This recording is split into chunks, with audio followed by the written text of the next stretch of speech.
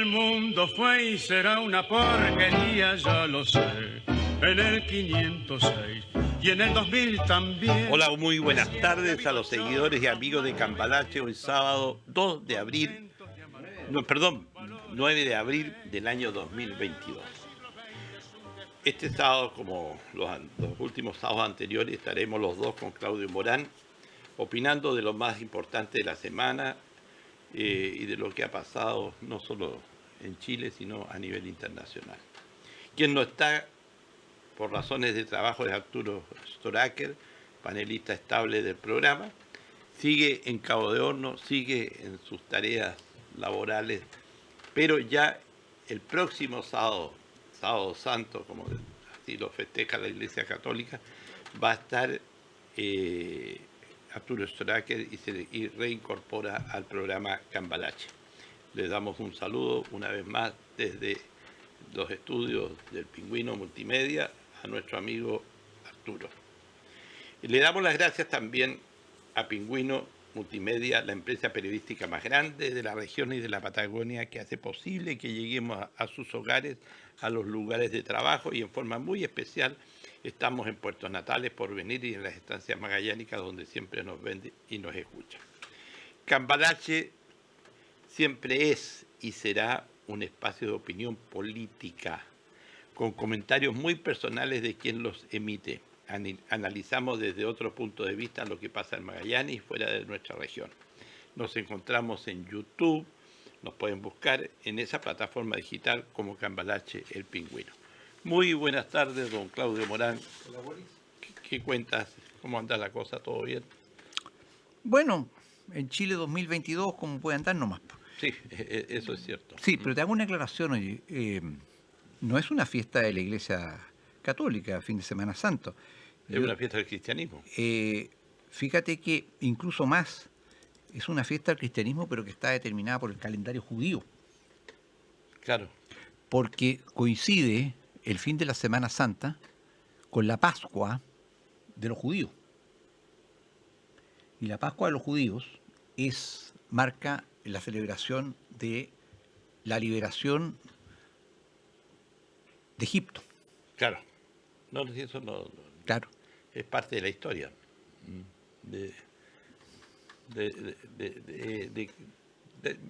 La parte más religiosa de la historia. Pero que con sus devenires del poder y de los países igual a través de la religión se dominaban unos a otros por el pensamiento religioso. Sí, pero eso no tiene nada que ver con la Semana Santa. Sí, es una claro, cuestión no tiene nada que ver. de coincidencia en la fe. Este tema es muy complejo hablar de Cristo hoy día, porque para mí como que Cristo es un personaje muy, muy bien armado, ¿no es cierto? Porque le dan tantas facultades a Cristo para hacer de él una creencia religiosa como que era el salvador del mundo. Y Cristo llegó a salvar al mundo en ese mundo. Y eso, por lo menos lo que me estudiaron a mí cuando yo estudié en el colegio de cura, en el colegio salesiano. O sea, y todo este tema de los apóstoles, del tema de qué bien armado todo este cuento. O sea, yo creo que el libro, la Biblia, es el mejor libro, es lo más perfecto que se haya escrito en el mundo. Yo creo que nadie escribió algo más perfecto que la Biblia. Bueno, porque la Biblia es obra de Dios. Por eso es perfecto, nada más que por eso. Pero te debo decir una cosa, el mismísimo Napoleón Bonaparte conceptualizó una vez que el personaje más importante de la historia humana es Jesucristo. Sí, pero Jesucristo es como un personaje, para mí, no sé, cada uno tiene sus creencias y su manera de ver el tema religioso. Para mí, Jesucristo es como un personaje ficticio de la época. O sea, claro, pudo haber sido hay prueba histórica de carne absoluta. y hueso. No, hay prueba pero histórica ficticio del punto de vista, esto de los milagros, este tema de las cosas, esto ¿te acuerdas esto del pan y el vino, el maná y todas estas cosas? Pero no tiene nada que ver el maná con Cristo. No, pero de lo que Cristo significó en su momento y lo que ha significado en estos 2022 años porque estamos en la era del cristianismo, ¿no es cierto? Y de alguna manera, para mí, para ti será de una u otra manera, y para quienes nos están viendo y escuchando, tendrán otra manera de pensar. Algunos coincidirán con lo que yo digo, otros dirán, no, no tiene nada que ver con lo que él está diciendo, yo pienso de otra manera. Pero para mí, Cristo, yo lo tomo como algo muy ficticio. Esa es mi percepción que yo tengo de Cristo, de la Iglesia, de este concepto de que a través de Cristo la gente se aferró a una fe, a la fe en Dime una Dios. cosa, para ti, ¿los derechos humanos son un cuento? No, los derechos humanos existen. Bueno, sí, Porque los derechos humanos tú no puedes entenderlos. existen porque cuando tú, de alguna manera, por nada o por algo, le quitas la vida a algo, lo torturas los derechos humanos, eso es el concepto de los derechos humanos, que yo no puedo hacer Pero algo a ti. los derechos humanos, los conceptos de derechos humanos devienen directamente de los conceptos cristianos, directamente. Porque Cristo, y yo creo que con eso terminamos este Sé tema, que este tema, porque Cristo dio una palabra en arameo, que era el idioma que se hablaba, el pueblo que hablaba Cristo a diario, una palabra que tú debes conocer, Abba. ¿Sabes qué significa Abba? nada. Padre. Y dijo que Dios era nuestro Padre. Y con eso revolucionó todos los conceptos, absolutamente todos los conceptos culturales. Y hasta el día de hoy, los derechos humanos, entre otras muchísimas otros conceptos más, no existirían sin la concepción cristiana y de la relación de Dios con el hombre. Ya, pero Todo eso existe, toda nuestra cultura y nuestra civilización está concebida sobre esas bases. Ya, pero por ejemplo, este tema, por ejemplo, de la Virgen María, la Virgen María, ¿no es cierto?, que se unió a San José, pero San José tuvo relaciones con la Virgen María para que nazca Jesucristo. Nunca así. Hay teólogos Dicen que no, que como hay que Jesucristo teólogos, nació así de una semilla, pero no de una concepción entre un hombre y una mujer. Pero Hay- eso es falso, porque no hay ser humano que no nazca de una concepción entre un hombre y una mujer. bueno, eso sí, eso sobre todo recuérdaselo a las feministas, pero hay teólogos que conciben que Cristo en realidad es espíritu corporeizado. Porque acuérdate bien, nació entre los hombres, vivió como hombre, pero era el Hijo de Dios. Y en definitiva, volvió al Padre. Bueno, es que ahí, y para ir cerrando, quizás a muchos les interesará este tema en sus hogares, en sus casas.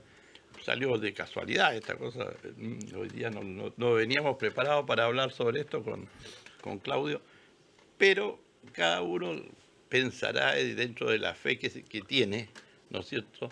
Uno tendrá un tipo de fe, otro sobre... Pero, mira, para los que no creemos, no somos creyentes y tenemos una concepción de cómo se formó el mundo a través del Big Bang, yo creo que ¿qué pasaría si se encuentra vida en otro planeta?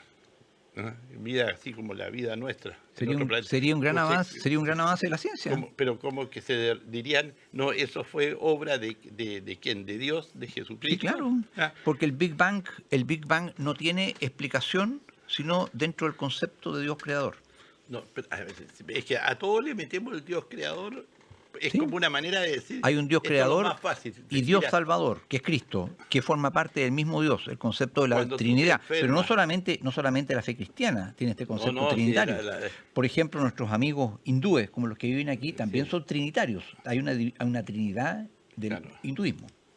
Bueno, pero no vamos a seguir otro día vamos a hacer un programa más de corte religioso, que a veces es interesante porque son temas que muchas veces no se conversan, pero que están presentes en la vida de cada uno de nosotros.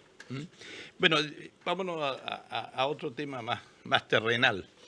El Servicio Nacional de Migraciones emitió el día jueves un comunicado a propósito de las declaraciones que hizo la ministra de Interior, Isquia Siches, en la Comisión de Seguridad de la Cámara de Diputados. En ellas se dijo, para que se sepa por qué nace este conflicto, nuestra ministra de Interior dijo que había salido un avión con extranjeros expulsados desde Chile, 23 venezolanos, y que ese avión se devolvió a Chile porque el gobierno de Maduro no quiso recibir a esos 23 expulsados venezolanos de Chile. El tema es que después se aclaró que ese avión no salió de Chile y que nuestra ministra de Interior, Isquia Siches, habría mentido al decir que el avión salió y volvió. El tema de hoy día, entonces, el conflicto, ¿dónde está? El conflicto está en que ella dijo algo que no era verdad y eso pierde credibilidad dentro de un ministro de Estado. Un ministro de Estado tiene asesores, tiene gente que le va informando y parece que la persona que le informó a nuestra ministra Isquia Siches informó mal sobre lo que había acontecido en ese momento con ese avión, con esos expulsados, donde iban expulsados venezolanos y expulsados colombianos. Entonces, a lo que la persona a cargo en ese momento era doña Carmen Gloria Daneri, tenía 24 años o 25 años de servicio. Le falta un año para jubilar. Para jubilar, ¿no es cierto? Una persona muy... De mucha experiencia, obviamente. De mucha experiencia. Pero el problema está con que ella tenía tanta experiencia. Como ella también no sabía de que el avión no salió.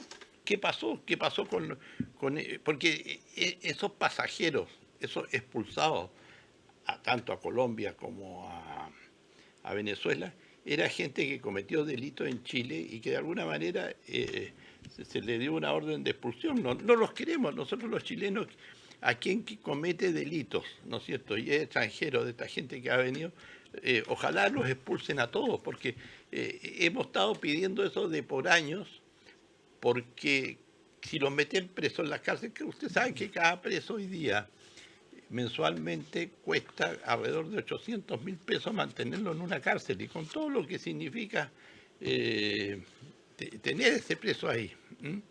Y sigue con el tema de la droga dentro, desde las cárceles, porque generalmente estos expulsados son elementos que se dedican a la droga y pertenecen, ya están metidos en estos carteles de la droga, en estos mundos de la droga, y a veces, muchas veces, desde dentro de la cárcel siguen operando y vendiendo droga a través de burreros y de otra gente fuera de las mismas cárceles. Entonces, yo creo que se ha cometido un tremendo error, ¿no es cierto? El error lo cometió la ministra. Ahora, ella pidió disculpas. Muchos, la derecha, ¿qué dice hoy día? No, que debió haber pedido la disculpa 15 minutos después de haber dicho ese abrupto mentiroso. Lo hizo después de 5 horas, que fue mucho tiempo, pero las disculpas están pedidas. Ahora, ¿qué implicancia tiene eso en sí mismo? Yo no veo ninguna. Yo creo que solamente un problema de credibilidad. Don Claudio. Mira. Sáquese el gusto, don Claudio. Sí, pero siempre me saco el gusto, me doy el gusto. Después me pelan, llaman acá a los programas del Pingüino para hablar en contra mía. ¿Cómo es posible que dijo tal cosa? Bla, bla, bla, bla. Mira, la política y la realidad son mucho más complejas de lo que se muestra a la gente. Y muchas veces en política tú tienes que hacer un show para tapar una embarrada. Y obviamente yo no estoy de acuerdo con esto de exigirle que porque no fue 15 minutos después, fue en 5 horas, la disculpa o el reconocimiento, la mea culpa. Eso es una estupidez. Lo dijo gente de la derecha. La derecha normalmente vive pendiente de puras estupideces porque ella también hace muchas estupideces. Yo creo, a ver, Para el sector político, doña Isquia Siches, obviamente que fue el sector político que causó en Chile esta invasión inmigratoria. Yo no estoy de acuerdo con aquello de que hay que expulsar a los extranjeros que delinquen. Yo creo que hay que expulsar a todos los extranjeros que pusieron una pata en Chile en forma ilegal. A todos. Lo que pasa es que eso cuesta una soberana fortuna y ya le han metido en la cabeza a un pueblo estupidizado de que existe el derecho humano a migrar. Pamplina. Ellos son los que promovieron y concretaron esta invasión, la han seguido defendiendo, han atacado la expulsión, etcétera. Pero yo creo que lo de Isquia Siches, fíjese bien el público, viene a tapar otra cuestión que es impresentable. Las embarradas de fondo, y no me refiero de esto de agarrarle el traste al presidente argentino cometidas por Gabriel Boric en la visita a Argentina, en que se mandó el condoro de haber apoyado a Argentina en sus aspiraciones sobre las Islas Malvinas. Porque en la letra chica, y no tan chica, Argentina ata la reclamación sobre las Islas Malvinas a la reclamación sobre la plataforma continental del Cono Sur y de la Antártica. O sea, al apoyar a Argentina, se está apoyando la reivindicación o pretensiones argentinas sobre la plataforma continental chilena e incluso sobre el Estrecho de Magallanes. O sea, hay que tener claro una cosa. En materia diplomática, aunque sea diplomacia directa, que es la que realizan los jefes de Estado, hay que ser extremadamente cuidadoso. Y sobre todo con un país como Argentina, que ha tenido una política exterior verdaderamente caníbal por ya muchísimos años, que Chile no tiene, porque Chile no tiene política exterior, izquierda o derecha no tiene, como Estado no tiene. Y aquello de más peligroso de argentino dibujando mapas es cierto, es real. Entonces, esto fue una embarrada muy grande.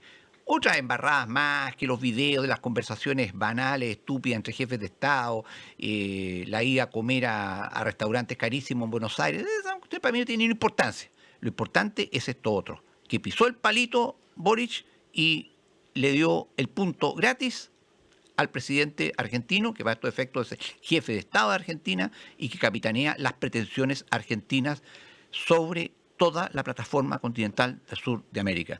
Y esto se olvidó y pasó por alto. ¿Cuál fue el escándalo? El escándalo de doña Isquia Siches, la metida de pata a fondo que se mandó, pidió disculpas y aquí no va a pasar nada, Boris.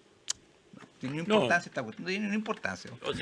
O sea, son tan graves los problemas que estamos viviendo en Chile, como por ejemplo, yo sé que lo tenemos aquí en carpeta, el tema de la inflación. Bueno, es un tema que no vamos a tocar. Es que ese es un temazo. Toquémoslo al tiro. Toquémoslo al tiro. Es que ese realmente es un temazo, porque ya todos los expertos en economía en Chile están de acuerdo en que la inflación que estamos sufriendo en Chile, 1,5% el último mes, es que es demasiado. Vamos a llegar sobre el 10 en el año. Va sobre el 10 en el año. Es por razones internas. ¿Cuál es la razón interna? Que, como bien decía, escuchaba hoy día en la mañana a Tomás Mochati decirlo, en un año se soltó directamente a la gente de este país el equivalente a un presupuesto anual de la nación, directo a millones de ciudadanos.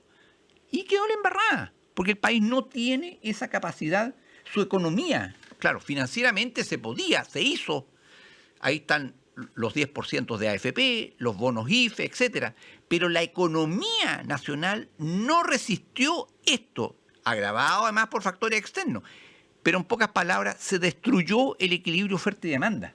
Pero mira, Claudio, y eso restablecerlo no va a ser fácil, ¿eh? Claro, y aquí, para los que piensan de que este es un problema político del gobierno de turno o del gobierno saliente, no es. Este es los problemas económicos, generalmente los gobiernos administran, pero los gobiernos administran leyes, pero el tema de la oferta y la demanda y de lo que pasa con los productos, especialmente los productos alimenticios.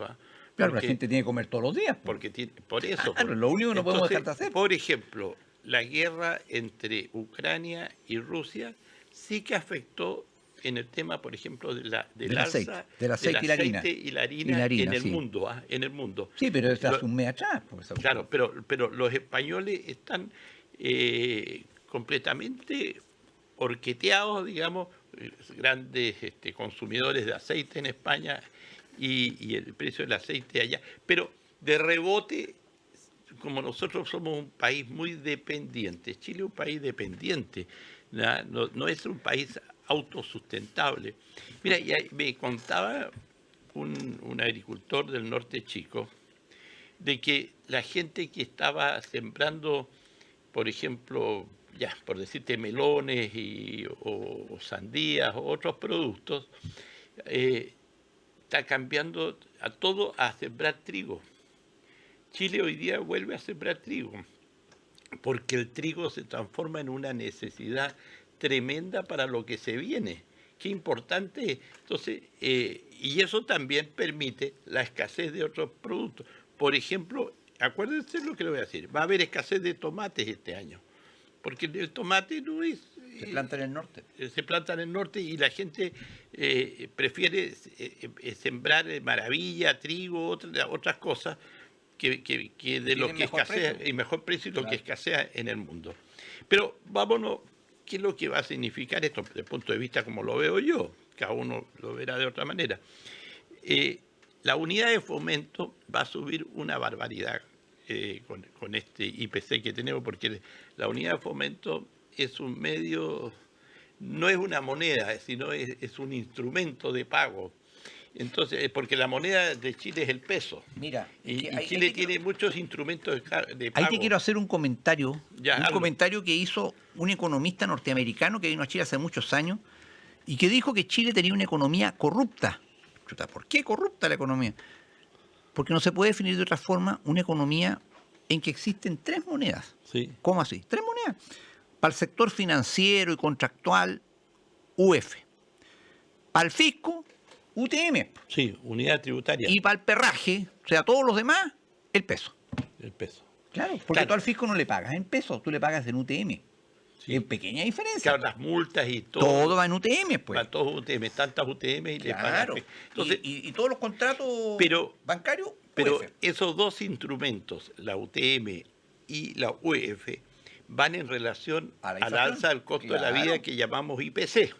La indexación. Entonces, de alguna manera, ¿qué vamos a tener para el próximo? Porque, mira, ayer decía, el sueldo mínimo va a subir al fin de año a 400.000 pesos. Pucha, todo qué bueno el sueldo mínimo. Sí, pero ¿cuánto ha perdido el poder adquisitivo? Pues? Pero ¿saben ustedes que con esta inflación que vamos a tener de aquí a fin de año, quizás 400.000 pesos no sea la verdadera alza del sueldo mínimo? No subir un peso y que nada suba más de precio. Porque si el sueldo sube a 400.000, está anunciado por el gobierno, y de eso hay un proyecto de ley que ya se fue o se va esta semana al Parlamento, no sé si ya se fue, con la inflación que vamos a tener, la inflación se va a comer esa diferencia del sueldo actual con el futuro sueldo mínimo, y vamos a quedar igual y quizás menos de lo que hoy día ganamos o que gana un trabajador o lo que tiene. Y siempre,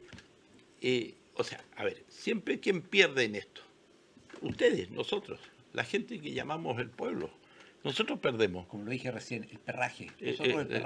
Nosotros perdemos. ¿Por qué?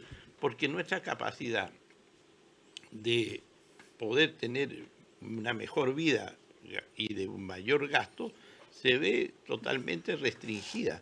Y por otro lado, los que tienen deudas bancarias a través de instrumentos en distintas cajas de compensación, esta gente, el que está hoy día endeudado en Chile, y se hablan de 5 millones de personas más o menos endeudadas en Chile, yo te digo, Claudio, y a quien nos ve, realmente no sé cómo van a pagar esas deudas. O sea, van a tener que entrar en un...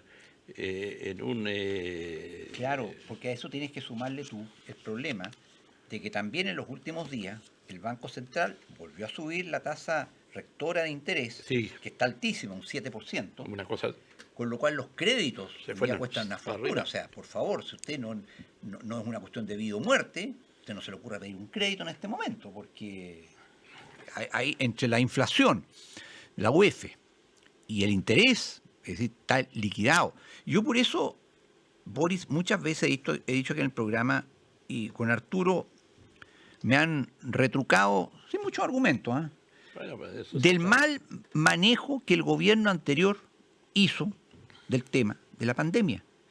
Porque ¿De qué? ¿De innombrable? del innombrable, el mal manejo, porque las consecuencias derivan justamente a esto. Ahora, no es solamente culpa del gobierno del innombrable, es culpa también de la oposición al gobierno del innombrable, dentro de la cual está el actual gobierno, que presionó a ese débil gobierno del innombrable para que soltara los IFE, para que no se opusiera en definitiva a los 3 retiros de 10% de AFP, etcétera, sabiendo todos lo que se iba a producir.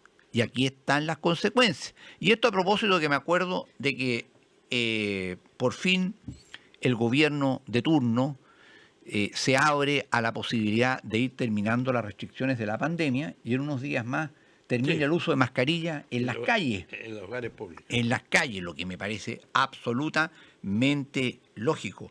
Pero nos queda la inflación, nos queda la alta tasa de interés, nos queda la quiebra o ruina de sectores enormes de la economía, como es el turismo, que anda menos que a palos con el águila, Claro, sobreviviendo, y esas son las consecuencias. ¿Y cómo vamos a recuperar esto si es que alguna vez lo recuperamos? Oye, ¿y saben ustedes que la unidad de fomento es una unidad de cuenta que se empezó a usar en Chile allá por el año 1967 y fue creada en el gobierno de Eduardo Frei Montalva? Así es.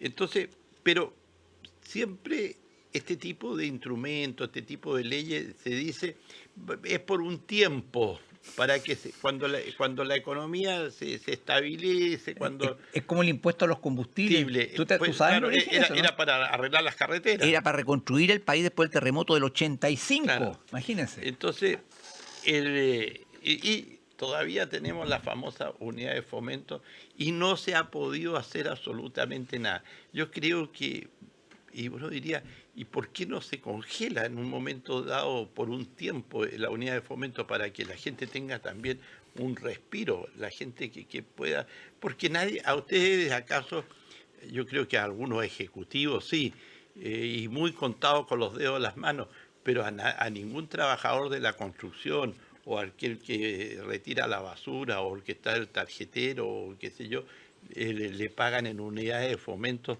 su sueldo. El sueldo es en pesos y no en unidades de fomento. Y por otro lado, la unidad tributaria mensual, esta que fue creada a raíz porque la necesitaba el Servicio de Impuesto Interno para cobrar las multas, fue creada en diciembre del año 1974, el 31 de diciembre del 74, mediante un decreto de ley, fue creado y para ser usado por el Servicio de Impuesto Interno esta unidad tributaria. Pero tú sabes que la unidad tributaria realmente es alta, una unidad tributaria es mucha plata. Está más de 50.000 pesos. Mucho más. 50, no me acuerdo cuánto. Entonces, de alguna manera, y todo va anexado al IPC. Sí, claro. Con la diferencia que esos índices, la UEF y la UTM, se indexan, la UEF día a día, la UTM me parece que una vez al mes. Sí. Pero resulta que la inmensa mayoría de los contratos de otro tipo, como los de trabajo, se indexan una vez al año. Ah, claro. Y no tiene efecto retroactivo, es de ahí para adelante, no de ahí para atrás. Pero Claudio, te das cuenta que esos instrumentos esos crecen Sí. en su valor, ¿no es cierto? Porque tienen el efecto del IPC. Pero el peso decrece. Cuando hay mayor inflación, la moneda se hace más débil. Sí. La moneda chilena se hace más débil y vale menos. Si tú la comparas con otras monedas, en esta moneda, en el intercambio internacional de moneda con respecto al dólar, puede ser al rublo, al yen o otras monedas, la moneda chilena como que se debilita.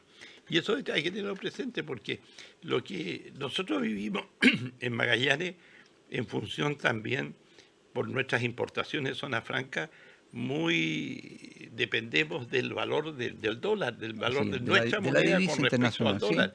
Sí. Y eso hoy día va a encarecer los productos que hoy día estamos comprando en zona franca, los que estamos importando. Y con tan mala suerte que aquí en Magallanes yo creo que el 80% de los productos que consumimos son importados, ya sea de Brasil, Argentina y de muchos de Latinoamérica o de Europa, de Estados Unidos. Y de Chile mismo, po. Es decir, el costo del flete para acá es significativo. Ah, no, pero el flete, Importamos desde Chile. así es, así es. Oye, ¿qué otro tema? Vamos a otro tema.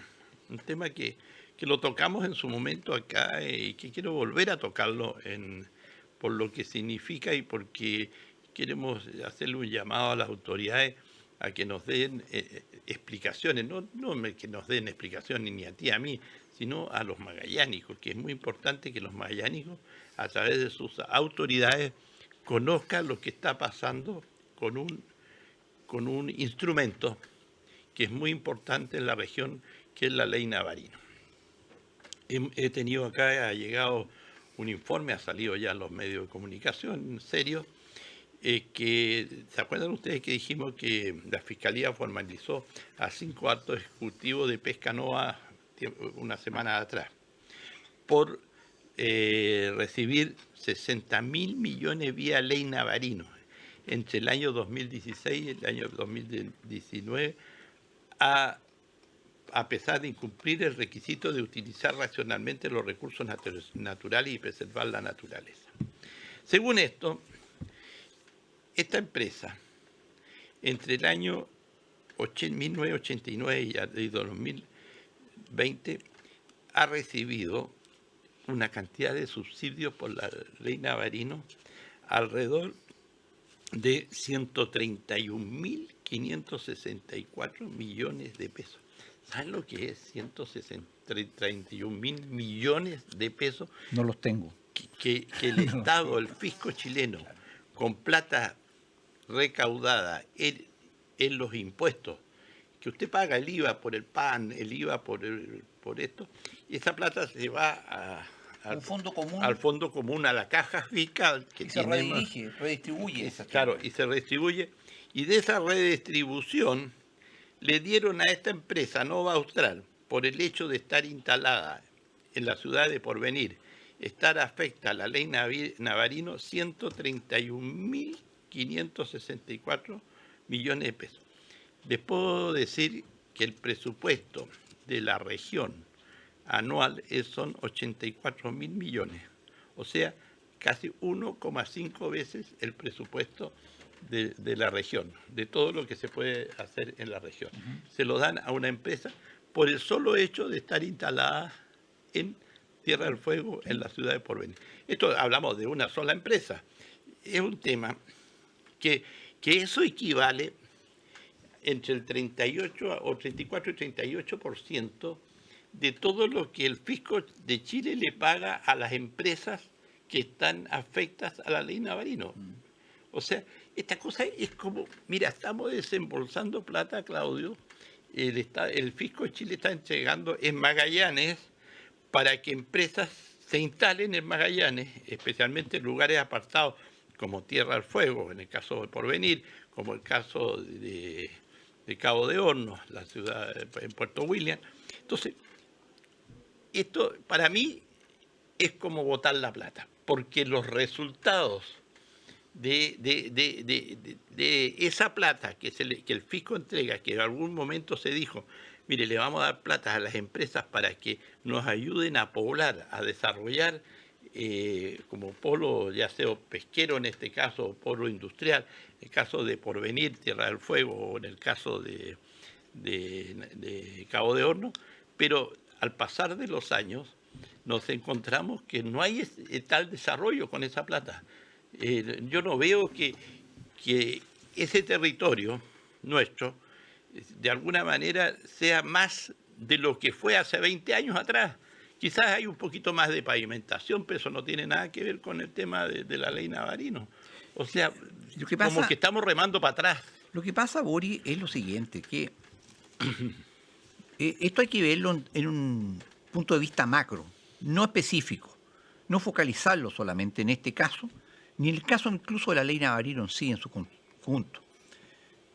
Es un problema de la cultura. En Chile no existe cultura de la accountability, de lo que es la rendición de cuentas en general. ¿Se vota plata por la ley Navarino?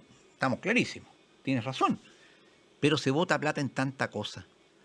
La misma Contraloría General de la República es un dinosaurio sacado de un museo, porque hace un control de cuentas, de un tribunal de cuentas, en lo formal, pero no hace control de gestión. Y la gestión, en general, donde hay metida plata del Estado, es entre mala y pésima. Esa es la regla generalísima. Por ejemplo, se supone que las autoridades son elegidas o designadas, según el caso, por su alta capacidad. Y eso no es así. Y no me voy a referir, porque como que está de moda darle como bombo en fiesta, aunque se lo merezcan, a los miembros del nuevo gobierno. Me refiero, por ejemplo, el año pasado ya fue un verdadero pánico, va a seguir ahora, no hay lluvia, no hay agua. Pero el país hace más de una década está en una sequía espantosa. Sí. Y empiezan sobre la marcha a imaginar cómo enfrentar esto, qué carretera hídrica, qué pozos profundos, qué desalinización del agua de mar, etc. Pero nada concreto, nada concreto. En el mundo desarrollado, y por eso Chile nunca, mientras no cambie esta mentalidad, va a entrar al desarrollo, nunca. No importa el modelo, no importa el gobierno, nunca. La incapacidad de adelantarse. Por eso que yo criticaba hace un momento atrás la metida de pata, la improvisación, no pensar las consecuencias, la inflación que estamos viviendo, por ejemplo, cuando se desparramó dinero y se malgastó dinero porque se adoptaron las medidas erróneas en materia de esta cuestión de la pandemia. Las autoridades no piensan, no se anticipan, por dos razones. Primero, porque no tienen la capacidad intelectual para hacerlo. Y segundo, no les interesa, porque como lo hemos dicho aquí en el programa, la administración pública es el botín del vencedor electoral. Entonces van por los cargos, por los cargos. Los cargos son un fin en sí mismo. Se gana plata, no se hace mucho, se va a ceremonia, se come, se bebe, se pasea por todo el mundo, etcétera. Y ahí caen todos. O sea, ahí caen, hasta lo hemos hablado aquí, hasta altas autoridades del ejército y otras partes. Claro, se vuelven locos viendo esta cantidad de plata. Yo por eso lo he dicho en este programa y lo vuelvo a decir, aunque a mi amigo Boris no le guste. Este gobierno va a fracasar y la revolución va a fracasar, entre otras razones, por la corruptela.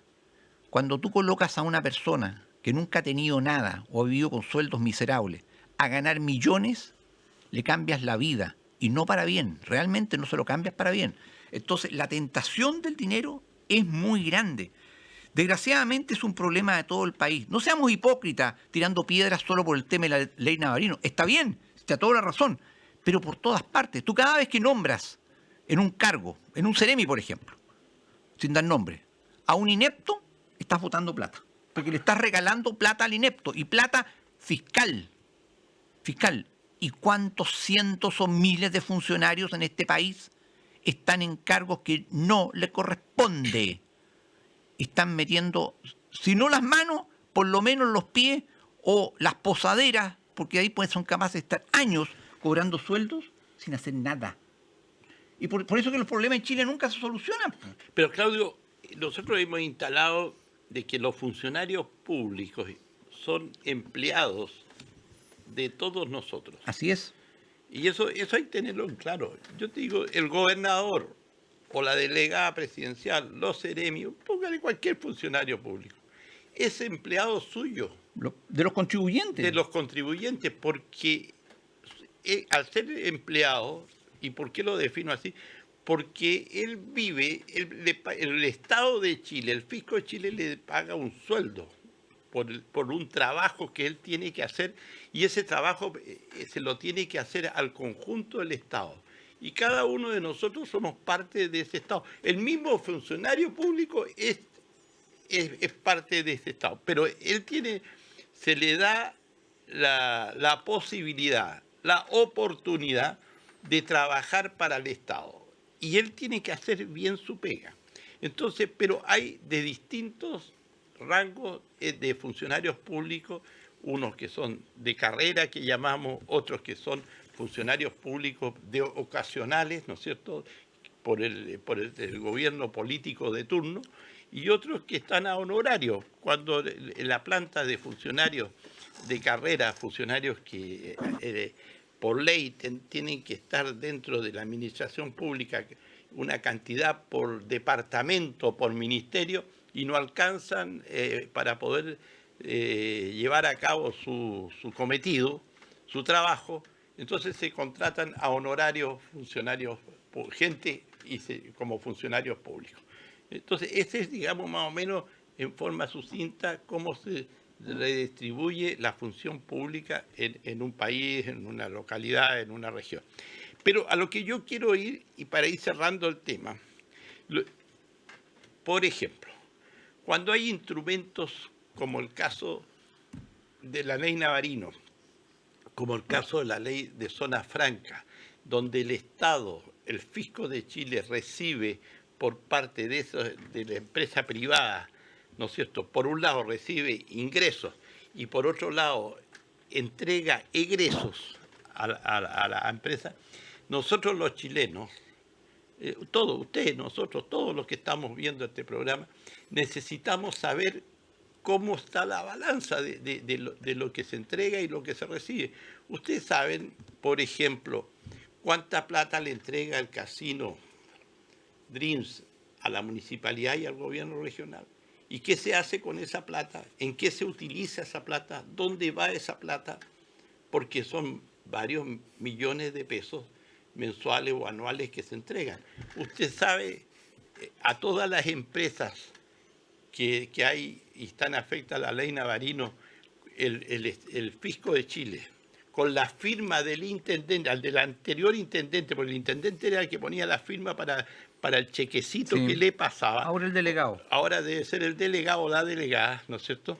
De alguna manera, uno debiera saber a través de los medios de comunicación, especialmente las prensas que tenemos, de cuántas platas al año se le está entregando por subsidio a esas empresas, porque es plata de todos nosotros y nosotros tenemos el derecho de saberlo. Y tenemos que tener la facilidad para saber de esas platas que se entregan, para poder hacer un análisis, los que les interesa, de a ver si esas platas están bien utilizadas o mal utilizadas, porque es plata de todos los chilenos que se le entregan a particulares. Bueno, ¿No te parece? Te decía de la accountability, pero también desde el punto de vista de la rendición de cuentas, de qué hace el ente público con la plata. Eso es muy importante. También, pues. Sí, la municipalidad dice, ya me entraron, qué sé yo, 500 millones del casino y los invertí en esto. Pero no solamente es una cuestión numérica, es una cuestión también de calidad de servicio, de calidad de gestión. Por ejemplo, yo quisiera ver que en la municipalidad, departamento de obras municipales, se informara anualmente, mire, hasta el año pasado, tramitar cualquier cosa acá, por ejemplo, una subdivisión, demoraba 2 años, y no estoy carrileándome. Ahora se demoran 2 meses. Eso es un avance, por ejemplo. Ahí tienes un avance. Pero esas cosas no ocurren, porque la verdad, las cosas la gente lo siente en el día a día, de que la calidad de servicio del sector público, centralizado o descentralizado, autónomo o no, es entre malo y muy malo. La verdad es que aquí se hace patente la frase aquella que se le atribuye a Ronald Reagan. El gobierno, ellos dicen el gobierno por no decir el Estado no puede resolver los problemas de la gente, porque el problema es el Estado. O sea, el Estado genera un montón de problemas y no le interesa resolverlo. Y la clase política no le soluciona los problemas a la gente porque le interesan los problemas de la política, los problemas de entre ellos. Por ejemplo, leí ayer o anteayer, amigo Boris, Sí, dime. que nuevamente en la Cámara de Diputados cesaron hace pocos días en sus cargos, uno de ellos por lo menos, están en el trámite de nombramiento al Tribunal Constitucional de 2 representantes de la Cámara. Ya. Y ahí están nombrando a un diputado que dejó de serlo, de RN, dejó de serlo porque perdió la elección, que tiene título de abogado, no ha ejercido nunca, y evidentemente no es especialista en el área, donde hay varios profesores de Derecho Constitucional, pero pretende llegar al Tribunal Constitucional. ¿Por qué? Porque el anterior también había entrado por la vinculación con RN. Yo eso lo encuentro, pero impresentable. Los cargos son propiedad de un partido, pero son cargos de orden técnico profesional elevadísimo. Por ejemplo, el Tribunal Constitucional está mi ex compañero de universidad, Iván Aróstica, que ha sido profesor de Derecho Administrativo y Constitucional por muchos años. Yo le conozco todo el pedigrí académico de su trabajo, en fin, el tipo sabe. Pero aquí quiere entrar otro simplemente porque tiene el apoyo, el respaldo de su bancada y amigos dentro de la Cámara, y ahí llegan. O sea, el rigor técnico no interesa. Al final, la clase política hace un círculo de intereses alrededor de sí mismo y se trata de cumplir eso. Y por eso es que la gente de todos los colores, la gente, tiene razón en reclamar. La clase política, proyectada además al Estado, a las autoridades administrativas, nunca solucionan nada. Tú te das cuenta, Boris, solo chutean para adelante. Y eso. Pero, mira, a ver, hoy día, ¿qué tenemos? Mira, hagamos un análisis del gobierno actual, del punto de vista de los nombramientos. Tú dices los parientes y todas esas cosas. No, mira, yo creo que tanto pariente no se ha visto como en el gobierno anterior, pero yo no quiero entrar a la teoría del empate, No. A la teoría de si el otro hizo tal cosa, porque... Pero en su momento se dijo que se iba a tratar de que la gente que va a estar en el gobierno, en los cargos de confianza, iba a ser la mejor gente que tenía, ¿no es cierto?, la coalición que hoy día liderada por Gabriel Boric. Bueno, perfecto, todos creímos eso, costó nombrar lo que es los Ceremi, y tenemos el listado de los Ceremi. Y al pasar las horas y a pasar los días, nos encontramos que muchos de los nombramientos que se hicieron, y me voy a referir al caso de Magallanes, o sea, han sido de crítica, han llevado a una crítica en muchos sectores, que tal persona no es idónea para el cargo al cual fue nombrada. Por ejemplo, en los últimos 3 nombramientos se dijo, y se sabe, que, por ejemplo, la Ceremi de Economía, una señora, o señorita, no señora, porque me parece que está casada con un militar, eso no tiene nada que ver, viene desde Santiago, no es una persona que no se la conoce en la región, no conoce lo que es el tema de cómo se maneja la economía. La economía regional de Magallanes es una economía muy compleja, porque tenemos en nuestro desarrollo, en Magallanes tenemos el tema pesca, que es importantísimo, tenemos el tema de los hidrocarburos, todo el tema de lo que hoy día, esto de que se está instalando el hidrógeno verde, el metanex, el metanol, el tema del gas, o sea, Magallanes es un polo petroquímico en la Patagonia. Y en que además está el factor climático, y que hay actividades como la construcción que se cierra absolutamente. Claro, que se produce en verano una explosión. En julio tú no vas a estar haciendo camino. Claro, entonces, ahora, el tema de un Ceremi de Economía, porque el Ceremi, ¿qué hace un Ceremi?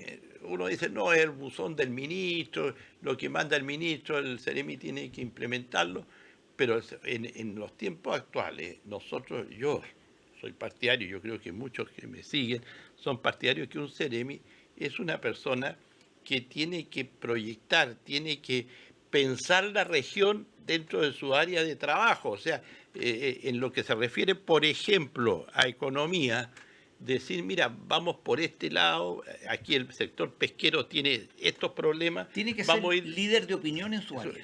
Eso es lo más importante. El de Hacienda será el que tenga que ver con este tema, lo que analizamos hace unos minutos atrás sobre las leyes de excepción, el Claro, caso ese tipo de Navarino, cosas, sí. porque él es la responsabilidad del Ceremi de Hacienda. No hay muchos Ceremi de Hacienda a lo largo de Chile, todas las regiones no tienen Ceremi de Hacienda, nosotros sí tenemos acá en Magallanes. Y el Ceremi de Hacienda hoy día tiene una tremenda responsabilidad junto con la delegada presidencial. Y no sé, el gobernador, qué pito toca en ese aspecto. No toca pito. Parece que no toca ningún pito. Entonces, de alguna manera, pero tendrá alguna opinión. Entonces, de alguna manera, poder resolver estos problemas. Uno, resolver los problemas donde hay algún mal manejo de la ley. Por un lado tienen que fiscalizar y por el otro lado tienen que los Ceremis proyectar. Por ejemplo, ¿qué pasa hoy día con la agricultura? Que en la región de Magallanes, porque va a haber escasez de alimentos, hay que potenciar las siembras en Magallanes, hay que darle subsidios a la gente para que de alguna manera a través de los invernaderos podamos tener lechuga y otras hortalizas para poder alimentarnos en forma más barata. Sí. Aunque todo lo que se consume regional, uno va a esas ferias que venden lechuga, tomate, zanahoria, repollo, y etcétera, pucha, que es más caro que lo que llega al norte, porque dicen, no, es regional, no está contaminado, que esto, que lo otro. No, sí, lo que hay que crear es mercado y que las cosas funcionen. Pero yo, volviendo al concepto de las autoridades, como las autoridades son empleados de todos ustedes y de todos nosotros, yo creo que a partir de mañana hay que, como se dice vulgarmente, empoderarlas y decirles abiertamente, oiga, tienen que trabajar para la gente. Y si no son capaces de trabajar para la gente, den un paso al costado. Porque nosotros, la región, como el país, hoy día tiene que caminar, pero caminar no a pasos cortos, sino a tranco largo. Mira, Boris, yo te encuentro toda la razón. Gracias. El problema está en que los altos funcionarios que sienten que este es el pago de favores políticos, porque esa es la verdad, mirarán este programa, yo sé que muchos lo miran, y dirán, estos que ahí están locos, que se han creído, están locos.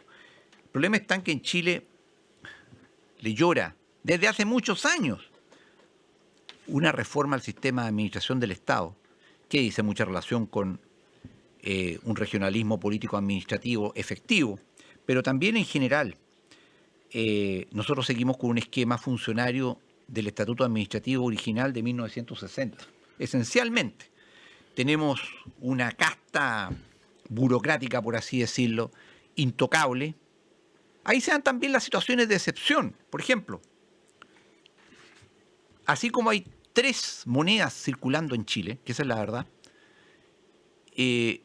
y podemos agregar el dólar también para alguna clase de contrato, Sí.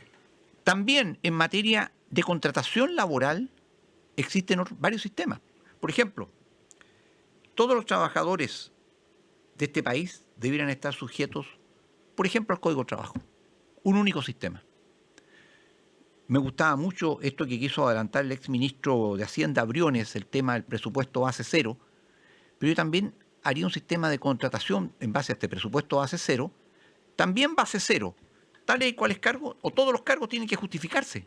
¿Para qué están? ¿Cómo están rindiendo? Metas de gestión. Pero ¿cuál es la realidad que tenemos hoy día en Chile? En Chile es una verdadera institución. Miles y miles de funcionarios públicos de este país se lo llevan todo el año a punta de licencias médicas truchas. Y todos lo sabemos. Y muchos miran para otro lado. Y eso no existe. Durante el teletrabajo ha sido mucho peor. Porque se ha sabido, por ejemplo, de funcionarios, no voy a decir de esta región, de dónde, en fin, pero que estaban en Viña del Mar, en reuniones por Zoom a sus regiones. Claro, porque si no hay ningún control, nada de nada. Entonces, esa es la mentalidad, la aplicación del dicho aquel, el pan del fisco es duro, pero seguro.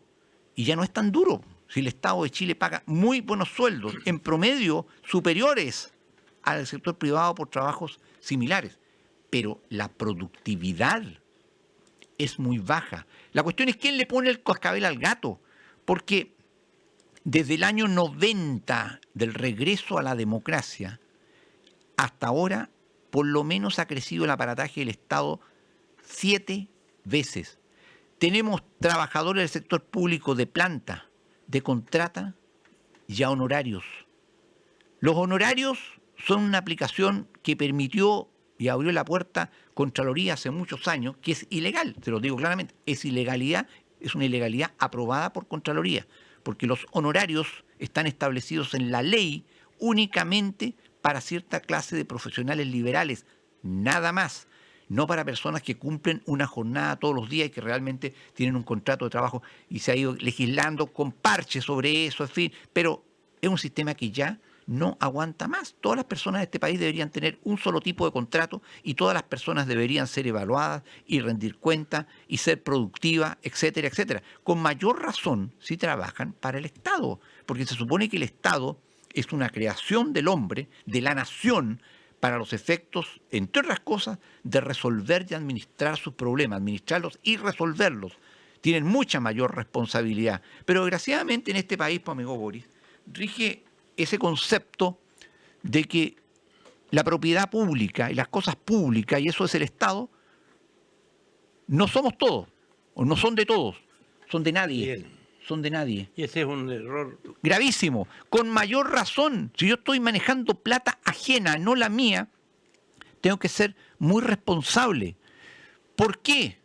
Bueno, las personas que lo hacen terminan en la cárcel. Se sabe que en una empresa privada, empleado que mete las manos y le roba al patrón, se va a la cárcel. Pero en Chile, ¿qué pasa en el sector público? Tiene que ser una escandalera ya tremenda, de miles de millones, algo así. Pero en el día a día eso no ocurre. Y cuando tú no cumples tu función, cuando tú atiendes mal a la gente y chuteas el problema, es decir, mire, hay que preguntarle a Santiago, estás haciendo exactamente lo mismo. Le estás robando al fisco, porque el fisco te paga para ser eficiente, pero no hay siquiera una norma que lo diga. Y eso es algo que debiera exigirse. El problema es quién le pone el cascabel al gato. Si al final las administraciones, los gobiernos de turno, a lo único que aspiran es a colocar a sus partidarios en cargo. Se están cometiendo en este momento un montón de aberraciones en materia de nombramiento y nepotismo y todo. Pero ¿quién puede tirar la primera piedra si el gobierno anterior fue exactamente lo mismo y el anterior lo mismo? Ese es un problema transversal, es un problema más allá de las ideologías y más allá de los partidos. Yo por eso es que reclamo tanto, bueno, el país está como las peras. Si esa es la verdad de las cosas, este país está cuesta abajo por un precipicio. Pero ¿quién ofrece alternativas reales, concretas? Nadie. Por eso es que nuestro famoso antipoeta que ya falleció, Nicanor Parra, una de sus obras, ¿quién resolverá los problemas de este país? Nadie. Entonces, vote por nadie, nadie al poder.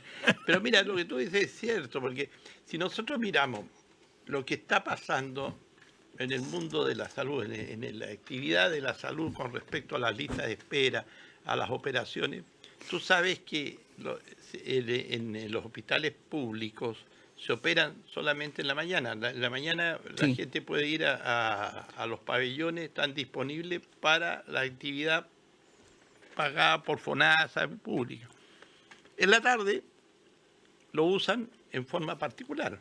Claro. Una persona, yo tengo un caso de un amigo que quiere operarse y que no tiene espacio porque todos los días de la semana, en las mañanas, están ocupados en los pabellones del hospital regional y en la tarde operan en forma privada, particular, los mismos médicos y este es un convenio que tiene dentro de la salud.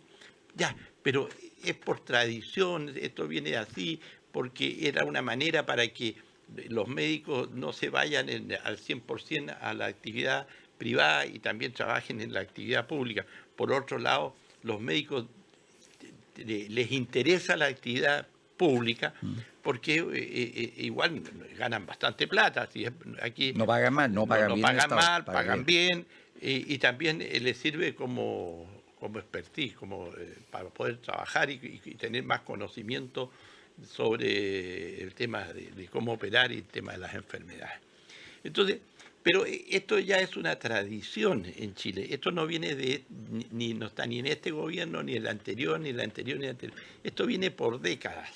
Y así está establecido en Chile que alguien que se quiere operar por el sistema público tiene que hacerlo en la mañana. Solamente una urgencia, alguien que chocó, que Claro. sé yo, que llegó a tal hora, lo operan de urgencia, pero si no es de urgencia, entonces, pero aquí está donde están las autoridades, porque es lo que estamos hablando, Claudio, que las autoridades, esos médicos que están pagando, ¿no es cierto?, el sistema público, pasan a ser empleados de los enfermos.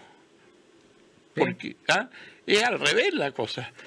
Y de alguna manera debía reestructurarse todo el sistema de salud en el uso de los hospitales, de los pabellones, etcétera, etcétera. Entonces, en un momento, me decía un médico tiempo atrás? Es que, ¿sabe lo que pasa? Que se van a declarar en huelga. Y los hospitales se van a quedar sin médicos. Porque la presión, la huelga, en muchos sentidos, opera no solo para el bien del grupo, sino Sí, claro. en desmedro de la comunidad. Sí, claro, por supuesto. Entonces, Acuérdate los paros del registro civil. claro, lo que trajo, el consecuencias caos que te trajo el terribles. paro del registro civil. Entonces, cuando tenemos estas situaciones, Claudio, y que nos están viendo y escuchando, nos crean estos problemas, pero nuevas autoridades. Las cosas dijeron que se iban a hacer mejor de lo que se han hecho hasta ahora históricamente. Pero esto uno lo quiere ver. Uno quiere ver que tengan la capacidad de hacer estas reformas. Porque la reforma no está solo voy a pensar qué sé yo, en que van a reformar a veces algunas cosas que no tienen mayor importancia. Lo que se requiere reformar es lo que nos afecta a todos nosotros. En el caso de la salud, es la atención a público. La atención es lo fundamental. Eso es fundamental. Entonces, también, si nos vamos por el lado de los colegios, ¿qué es lo que está pasando hoy día en los colegios? Mira, tenía ahí un antecedente, que hay un colegio privado de estos, donde todos los días aparecen niños enfermos porque dicen que la comida no es buena. No voy a dar nombre, ¿me entiendes? Pero yo estudié en ese colegio. Entonces, de alguna manera, qué tremendo es eso de que a los niños, por ahorrar 2 chauchas, no le estén dando cosas de buena calidad y para que no se tenga que ir intoxicado a un hospital. Yo ahí te pregunto lo político. ¿Quién defiende a un niño en Chile? Nadie. Fue creación de la Bachelet, nombramiento de Piñera, ya lo nombré, y es una activista político declarada, la defensora de la niñez. ¿Dónde está, la defensoría de la niñez? A estas cosas debería estar, Bueno, debería ¿Dónde estar. está? No está en ninguna parte porque eso no da resultados políticos. Claro. Claro. A ver, un niño no vota, un niño No marcha. No marcha, un niño no levanta la voz, Claro. ¿no es cierto? Bueno, el papá, la mamá lo puede hacer, pero muchas veces no se quieren involucrar, porque, bueno, tendrán sus motivos, pero yo a lo que voy.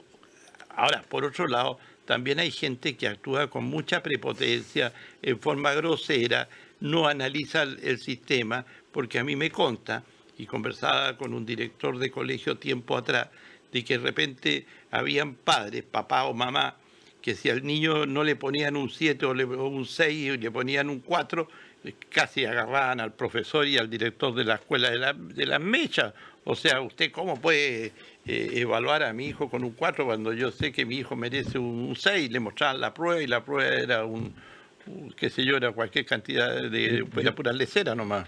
Yo te mandé el otro día una carta que circuló en las redes sociales de una profesora que estaba con licencia médica porque no se atrevía a ir a trabajar porque fue agredida casi físicamente por alumnas por solidarizar con un alumno o alumna, no me quedo claro, que Sí. es trans, por ejemplo. O sea, la agresión a profesores hoy es mucho más común de lo que se piensa. Es cierto que muchos profesores son también responsables de esta bacanal que hay con las nuevas generaciones, es un círculo vicioso, pero lo cierto es que estamos en una sociedad en que se ha perdido el respeto y la consideración, Boris. Estamos en una situación muy grave como país. una ignorancia colectiva muy grande, una incultura que es colosal. Mira, dentro de todo esto, yo quiero destacar, y me vuelvo al tema de la pandemia, el actual ministro de Educación. Sí, ustedes saben que yo soy acérrimo adversario de este gobierno, pero el ministro de Educación actual tuvo la hidalguía de reconocer que la habían embarrado, porque su sector político además es de los que más presionó en eso, al haber mantenido a los niños de este país sin clases presenciales. El daño que se hizo a los niños y a los jóvenes durante 2020 y 2021 es irreparable. Es un retroceso en la vida de ese joven. Le creó problemas de sociabilidad cuando estaba desarrollándose. A muchos niños les afectó cuando aprenden a leer y escribir. A lo mejor no aprendieron nunca y no van a aprender nunca realmente a leer ni a escribir. Va a ser una cuestión formal nomás, ¿ya? O sea, y ahí retroalimentamos el problema del analfabetismo funcional. O sea, que leen las palabras pero no entienden lo que dicen. Ese es un problema muy serio. Pero la cantidad de niños, y nadie lo dice, lo dijimos varias veces incluso aquí en el programa durante la pandemia, cuidado con la salud mental de la población. Y los que tienen menos elementos para defenderse han sido los niños. Y nadie se ha preocupado de ellos. Y ahí yo vuelvo a mandar el coscacho. La defensora de la niñez es un bodrio, activista política, buena para nada, que ha hecho un daño tremendo. Realmente a los niños en Chile no los defiende nadie, porque como dices tú, no marchan, no tiran piedras, no votan, no cuentan. Hasta los presos, los convictos en este país pesan mucho más, porque además creo que tienen un voto también ya. Claro. Oye, pero ¿sabes tú que uno lo ve muy de cerca? La importancia para un niño es el primer ciclo del jardín infantil. Es lo más importante, la educación preescolar es lo más importante. La educación preescolar, ¿qué significado tiene en el desarrollo mental y el desarrollo de la personalidad, el desarrollo de la convivencia? Hasta los 7 años. Sí. Hasta los 7. Oye, y esa es la edad en que aprendes a leer y escribir, además. Claro, pero un niño de 5 años que asiste, o 4 años que asiste a los jardines infantiles y convive con otros niños, oye, ¿qué desarrollo adquiere? Y eso es importante tenerlo. ¿Cómo aprenden a hablar? ¿Aprenden a desenvolverse solos? Y yo te digo, y los jardines infantiles en la región, y yo creo que en todo Chile, porque es un programa que realmente está bien hecho, ha tenido sus frutos, tiene sus frutos. Yo te digo que después de ahí para arriba, especialmente en la enseñanza media, la cosa no funcione. Tú sabes que yo tengo familia en un país que uno fue los más golpeados en Occidente por la pandemia, que es Inglaterra. Ya. Cuarentenas larguísimas. Jamás pararon las clases. Nunca. ¿Te das cuenta, no? Ese es otro enfoque. ¿Por qué? Porque tienen gente de mejor calidad intelectual. Es simplemente eso. Lo que pasa es que en Chile se cumplió aquello que a lo mejor a ti no te gustaba en su época del año 70, el eslogan de don Jorge Alessandri. ¿Le entregaría usted una locomotora a un niño? Desgraciadamente en Chile se lo hemos entregado muchas veces a niños, y si no a niños, a verdaderos ineptos, que nunca se han imaginado estas cosas, Boris. Pero mira, hemos conversado, y hasta el cansancio, el concepto del conocimiento. La diferente etapa de la vida de un ser humano. Ese niño que tiene 4 o 5 años empieza a adquirir conocimientos nuevos para su vida, ¿no es cierto? Sí. Estaremos de acuerdo.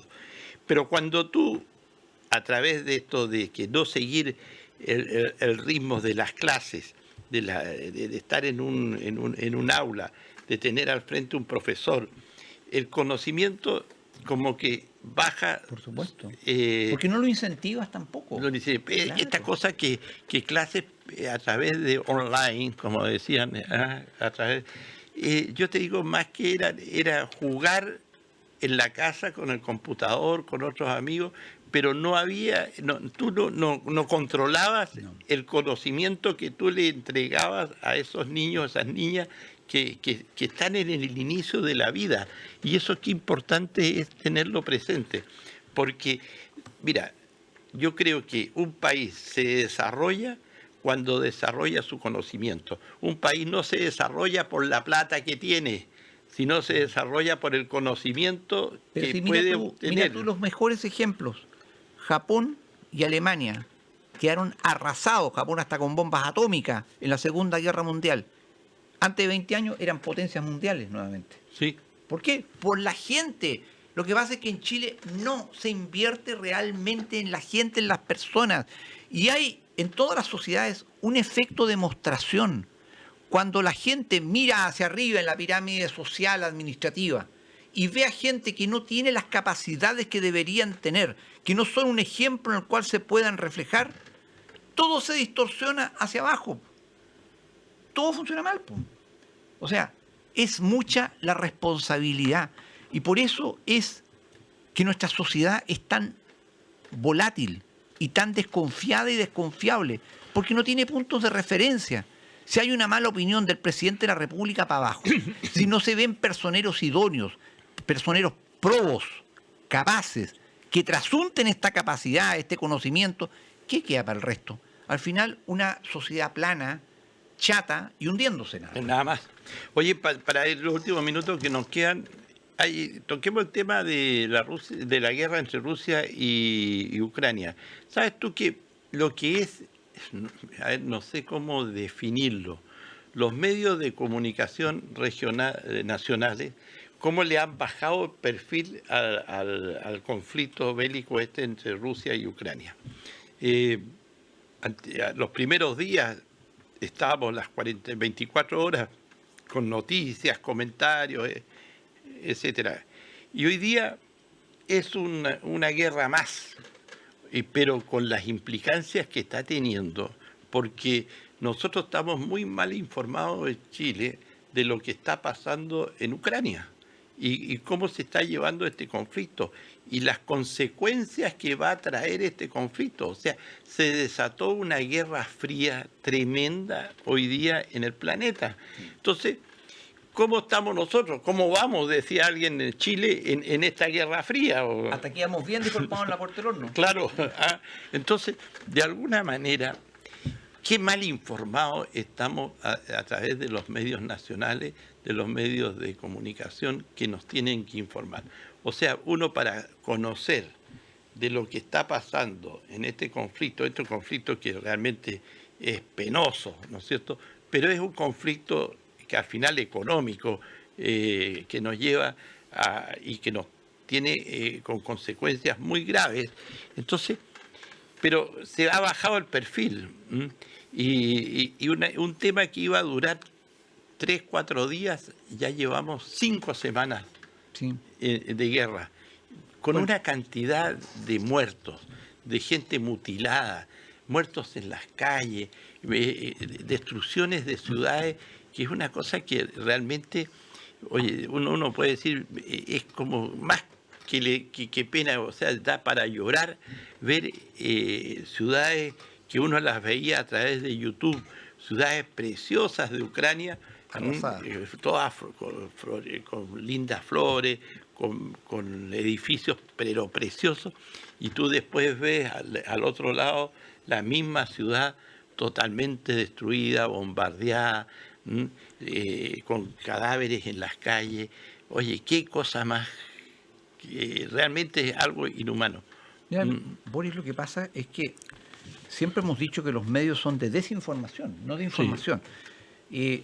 Y casi me da rabia ver a los mismos faranduleros de siempre en los medios abiertos, expertos en no sé qué, en pandemia, en fin.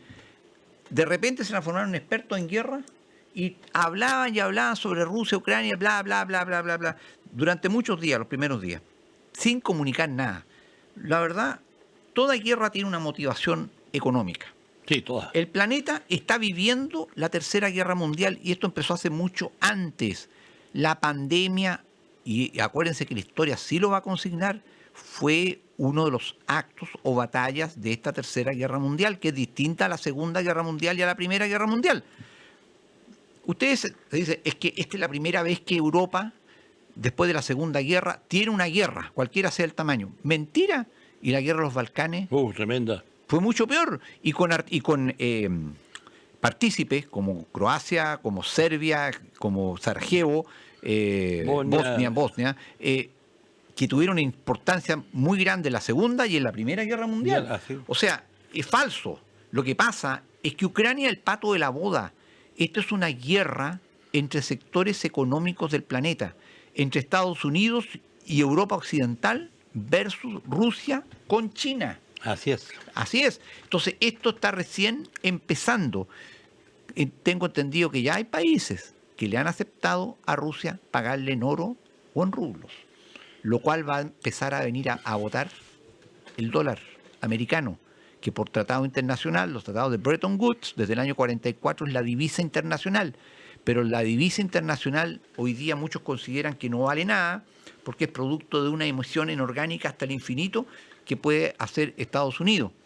Curiosamente, Estados Unidos no es el país que tiene más dólares, es China. Sí. Es China. Entonces, China es un país hostil, que es dueño prácticamente del África subsahariana, que es dueño de países como Argentina, pero que hoy día leía solamente cómo se ha ido apoderando de vastos sectores de la economía en Chile también, silenciosamente. A toda la producción de energía. ¿Usted cree que la energía eléctrica que nosotros consumimos acá en Magallanes es chilena? ¿Es chinita? Chinita. Es chinita también, pues. Entonces, esas son las realidades de la guerra. Y nosotros somos un país de tercer y cuarto orden, que además no tenemos verdaderos liderazgos de ninguna especie. Y por eso, vuelvo a decirlo, no le estoy tirando meca solamente a Boris, también se lo tiro al anterior, al innombrable, y al anterior y todo lo demás.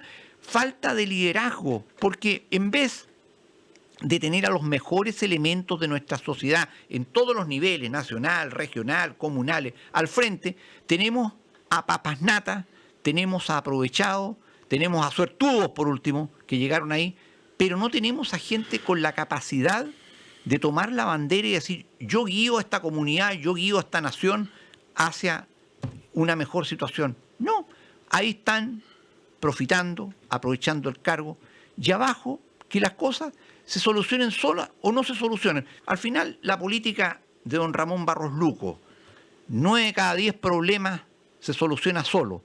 Y el otro problema, presidente, no tiene solución. Esa es la verdad de lo que estamos viviendo en Chile. Pero la guerra sigue, pero es una guerra económica. ¿Va a pagar el pato o ya pagó el pato Ucrania? Pero Ucrania no es el objetivo. No, el objetivo es Occidente. Pero mira, lo que tú decías es que Rusia le está cobrando a los países lo que vende, en este caso el gas, y ya Hungría ya le pagó en rublos. Sí. El primer envío pagado en rublos de gas. Para que veas. Voy a ir a la casa de cambio a comprar rublos. Sí. Entonces te das cuenta cómo se va cambiando el orden económico mundial. Es una cosa que es muy importante tenerlo claro. Ahora, para los que vemos y miramos la política, bueno, nosotros cómo nos informamos, a través de los medios de comunicación, del internet, de los diarios internacionales, los nacionales, y uno saca sus conclusiones. No es que estemos de lleno a donde está el conflicto, ni estemos conversando con los primeros ministros, ni con Putin, ni con Biden. El tema de fondo, uno va sacando ciertas conclusiones de acuerdo a lo que va leyendo y a la credibilidad que tiene los artículos que uno lee. O sea, que la información tiene que tener ciertos responsables. Como ve lo que le pasó a la ministra del Interior, no chequeó lo entregaron y le produjo un caos a ella. Bueno, así es en todos los medios. Generalmente hay agencias noticiosas en el mundo responsables y otras que no son tan responsables. Lo fundamental es, para estar bien informado y comunicar bien, uno tiene que manejar los temas. Claro. Y eso requiere un proceso formativo que es individual. O sea, por ejemplo, para entender la guerra entre Ucrania y Rusia, hay que entender que es un conflicto que tiene 1000 años. Son pueblos que se odian. Es como entender el conflicto árabe-israelí, en realidad palestino-israelí, que tiene sus orígenes en los filisteos. Estamos hablando del 1000 y tanto antes de Cristo. Cristo, claro. O sea, es así de largo el proceso. Entonces, decir a la ligera, mire, no sé por qué se miraron feos, se dispararon. No, si esta cuestión viene de mucho tiempo antes. Es como decir, mire, en el patio de la Casa Blanca en Washington hay pozos petroleros. Bueno, si uno es ignorante, decir, ya, qué bien, ¿y cuántos hay? Si no hay pozos Pues no petroleros. Entonces, no cualquier cosa que digan los medios de prensa. Entonces, los medios de prensa y los comentaristas ignorantes de los medios normalmente tocan temas que ni siquiera sospechan, no tienen idea. Y se manipulan las informaciones y así se encubre lo que realmente está pasando. Porque acuérdense, y esto toca muy en particular a la comunidad de origen croata de acá, la Primera Guerra Mundial, echarle la culpa nomás al asesinato del archiduque. Francisco Fernando. Claro, esas son pamplinas nomás. Es como echarle la culpa de fue un serbio, no un croata, Gavilo Prince, quien lo asesinó. Claro. Pero, y lo asesinó porque el que tenía que asesinarlo le falló el tiro, ¿me entiendes? Y este otro gallo, cuando vio que las cosas no habían resultado, salió de su dacha, de su casa, y lo fue a matar. Ahora, hay Así como en el mundo, por muchos años, la gente se tragó el mito aquel de que en Inglaterra se había producido el cambio del rey Eduardo, anterior, tío abuelo de la reina Isabel, porque se había casado con una divorciada americana, la Wallis Simpson. Entonces era el mito, lo obligaron a renunciar, pero no por eso, sino porque él era proclive a una alianza política con Alemania. Nada más que por era eso. Por eso, claro. Y no porque se había casado con una americana. Claro. Bueno, hemos llegado al final de nuestro programa. Esperemos que lo hayan pasado bien. Nosotros por lo menos con Claudio lo pasamos bien. Tocamos muchos temas hoy día. Esperamos que el próximo sábado estemos con nuestro otro panelista, Arturo Storaker, y sigamos haciendo Cambalache de la manera que lo estamos haciendo. No nos queda más que desearles que tengan una muy feliz semana y nos escuchamos y nos vemos el próximo sábado. Chao. Vive en la impostura y otro roba en su ambición. Da lo mismo.